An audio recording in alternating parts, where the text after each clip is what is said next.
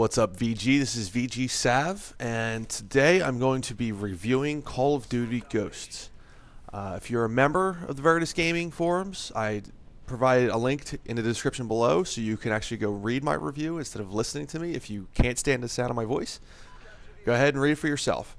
If you want to listen to it and you don't have time to read it, you just want to throw it on your whatever and listen to it, well, I'm going to read it for you word for word. So either way, you're not going to miss the review. They're exact. What I'm going to read and what is actually written on the forums are exactly the same, so you won't be missing anything. This is not a review of Call of Duty Ghosts. This is, however, a review of Call of Duty Ghosts multiplayer. I have not played the campaign, and I don't intend to. I have not played Extinction, and probably won't play that either. I have dabbled in the squads mode, and I will simply refer to that as multiplayer with bots, and it's not worth mentioning outside of that. So without further ado, here's my Call of Duty Ghosts multiplayer review. What I love. I was kind of fearful when I heard the Pick 10 system was gone from Black Ops 2. I really enjoyed the 10-point system that basically allowed you to do whatever you wanted with your loadout. However, the new loadout system works almost identically, except it doesn't penalize you for attachments. So really, it's the same. They just didn't have a clever name for it. I love the flexibility of being able to dump my secondary, nades, and tacs and just perk out. If I wanted to do something crazy, I could run a launcher only with a ton of perks, or no perks if I was a real idiot. I also like how they don't restrict which perks you can have. You can load up all one category if you choose. There's no category limitations. The graphics are beautiful, seemingly on any console. The PS3 felt a little bogged down, but the Xbox One version runs crisp and smooth. A lot of detail was put into a lot of the maps, and it looks awesome. All of the movements of the characters look realistic too. There's no more head glitches, where bullets come out of the character's forehead. I love the new game modes.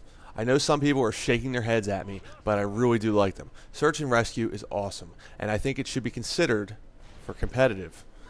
And I know the competitive players' eyebrows are twitching just hearing me say that. The picking up of the tags really adds a whole other level of strategic planning. You can rush to pick up the enemy tags and possibly get picked off, or you can use them as bait, but risk having the whole enemy team back up on the map.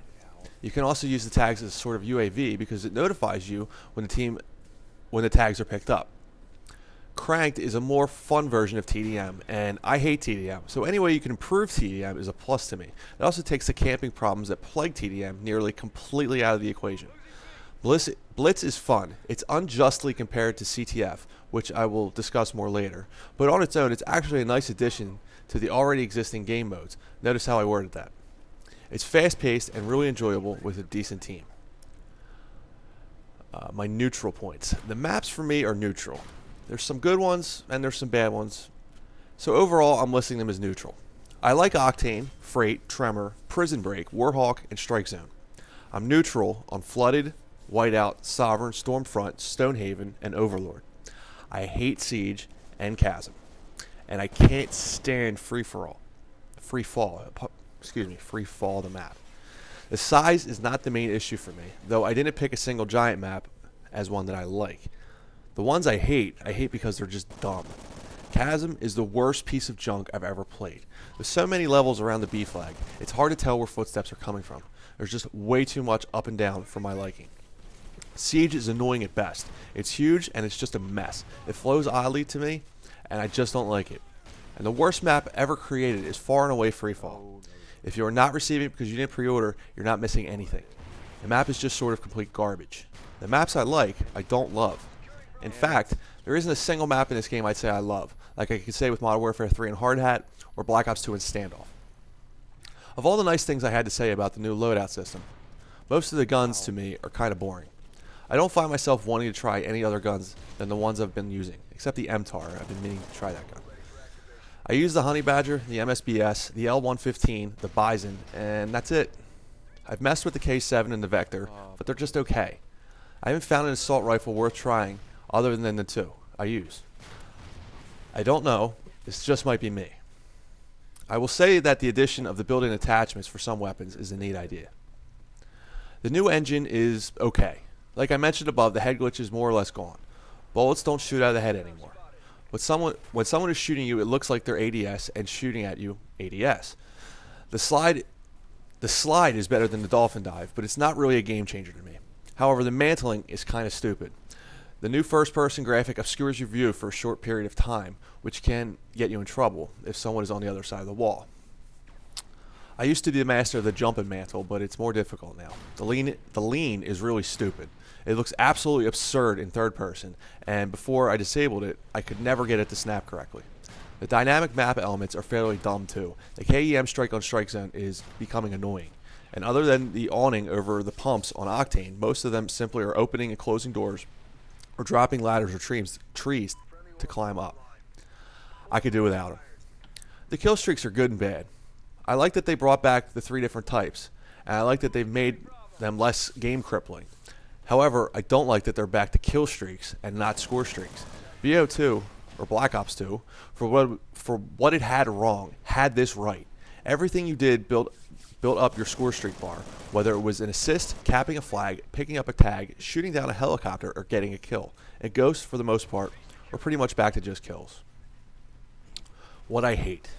It's easy for me to sit here and trash the community. I think a lot of people grow tired of Call of Duty because there's so many people who just play the game wrong. Whether it's being a selfish KD whore or a Darkhorn McDougal, the game, at least on Next Gen, is full of people who play like trash. I put this in the hate section, but I'm hoping when more people start joining the Next Gen, I can move this to the neutral section. I don't mind the overall community. For as many trash players, trolls, and tryhards there are, there's just as many quality good people who play the game. It just seems awfully unbalanced at the moment. As much as I like the new game modes, I absolutely hate the fact that they removed Capture the Flag. It seems like every year they remove a game mode I really like. I understand, especially for next-gen playlists, that it may be difficult to fill lobbies and keep connections solid. But can't they at least put Capture the Flag, as well as Domination, Sabotage, Hardpoint, and Team Defender into a rotating playlist? And make them available to play in private matches? Is that so hard? And what business does Infected have being in the regular playlist? And Hunted? They're party games. Keep them in the party playlist. The additions of Blitz, Cranked, and Search and Rescue aren't the issue. It's what they decide to remove and what they decide to keep that are the issues. And it really leaves me, at times, feeling like there's nothing I want to play. Some days, Kill Confirm and Domination are just getting annoying or boring, and I don't feel like playing Search and Rescue and Search and Destroy. Charlie won't play Cranked or Blitz, so what do we play? They need to inject some of the objective games back into the game and keep Infected and Hunted where they belong. By the way, I'm not sure if Hunted is new or old. I never played it before this game, but it's stupid. Drop Zone was better. I'm actually going to write a whole paragraph about why I hate IEDs.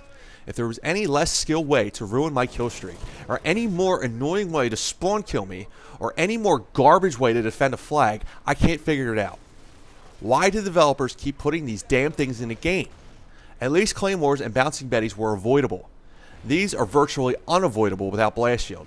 It's almost a guaranteed kill for the that use them. If you use IEDs, I will be more than happy to tell you where you can shove them. The developers need to stop putting these damn things in the game. Okay, I feel better now. In closing, I like to reflect on the series as it has come to this point. I've been playing Call of Duty since Call of Duty 4, though I never played the original Black Ops and barely played World at War. What I can tell, even though Black Ops 2 is my only real reference, is that Infinity Ward iterations cater more to the casual players. Though most of the competitive players you talk to will point to either Call of Duty 4 or Modern Warfare 2 as their favorite Call of Duty title, this game reflects heavily on those iterations of the game more than any other, and this game is really not competitive friendly.